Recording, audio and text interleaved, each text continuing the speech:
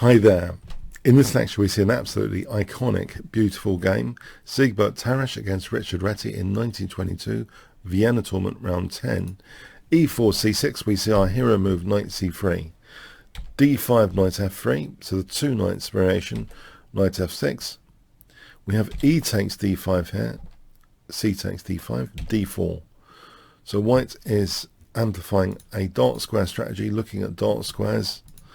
We have bishop g4, h3, bishop takes f3, queen takes f3, e6. We have bishop d3, knight c6, bishop e3, bishop e7, both sides castle, a3. We have a6, knight e2, so black is preparing a kind of minority attack. We have a minority of pawns are attacking a structure where often there's a pawn on c3 which can later be hit and try and kind of dice and isolate pawns. So we see b5, bishop f4, queen b6, c3. So this Carlsbad structure, as it's called, check my pawn structures course, Carlsbad is prone to minority attack, but white does have the bishop pair here. This is the thing about this variation. The minority attack sting is partly, it's taken out. The sting is largely taken out because white has that bishop pair, good control over central squares. So knight a5, rook a1, knight c4. Okay, the bishop goes back to protect b2, queen c6.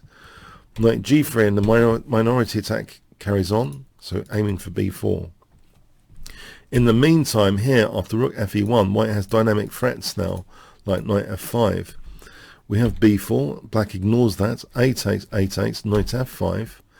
So it's an interesting situation now. E takes f5. If bishop d8, there's actually an amazing tactical resource here. Can you see what that is? Bishop d8 actually disconnects the rooks. White actually has a nice move here. For 10 points, can you spot what that is? Yeah, knight h6 check. And if let's say g takes, bishop takes, and king h8, we're just taking the rook. But you know, what does black do here? If rook e8, we're just mating with queen g3 check. Thanks very much.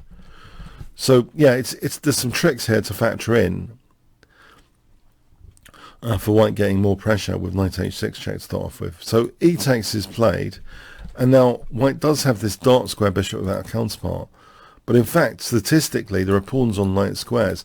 And this is a source of much beauty, as we're about to see, that actually, yeah, there's a dark square imbalance here in this position. So look at these dark squares, focus on them, and how they could be potentially useful. So we have b takes, g6, so even more dark square weaknesses, bishop h6, knight b2. We have rook b1, knight takes d3. And here, yeah, this is an interesting point. If queen takes c3, we're just taking out f8, king takes. And queen e2 is interesting. So queen takes b2 is possible because of queen b7 check. White should have a small edge there. So anyway, in the game, knight takes d3. And queen takes d3, we have the rook moving. Yeah, white was not interested in taking on f8. There's king takes f8, and that looks at e7. So, you know, white just played queen takes d3, rook fb8, pair of rooks come off, queen g3 looking at that rook, and here rook d8, queen e5, rook a8, rook c7, queen e6. The funny thing is here, white just takes on e6, f takes, rook g7 check, and there's big problems here after rook e7. The major threat now is bishop g7 check to win the knight. The amusing thing is, if knight g8, there's bishop g7 checkmate. That's, well, an amusing thing. Yes. So we see actually king g8, f3, knight e8. Yeah, if rook a3, then there's problems with rook g7 check. And here, rook f7. So what does black do? Knight g8, then there's bishop g7 checkmate. What does black do there? That's big trouble. That's lost. Otherwise, you know, it's going to be a back row mate here with rook f8. So, okay, so knight e8 was played, but now guess what white plays, which is magnificent. The start of something absolutely immortal and magnificent. Okay, king h2, a king walk. We have knight d6, rook g7 check, king h8. What else? If king f8, we're just playing check and picking up the rook on a8. Thanks very much. So king h8, rook d7, knight goes to b5. And here, with c3 under fire, white just plays king g3, getting the king very aggressively now to f4. And you might think, well, what's the point of this? King e5.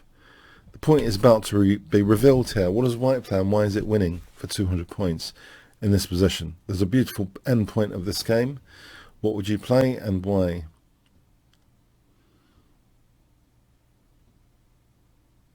Okay, about to reveal. King f6. The threat. I hope you've observed the threat here. Let's say knight takes d4. What would you play in this position?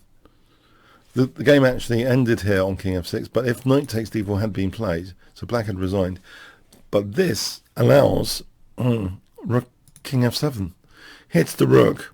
The king's taking out an escape square. So the threat is actually bishop g7 checkmate. If rook a8, bishop g7 is checkmate. So yes, that's a wonderful finish here, king f6. What a king walk. What a remarkable conception. 1922 Vienna. Siegbert Tarrasch against Richard Reti. Beautiful stuff.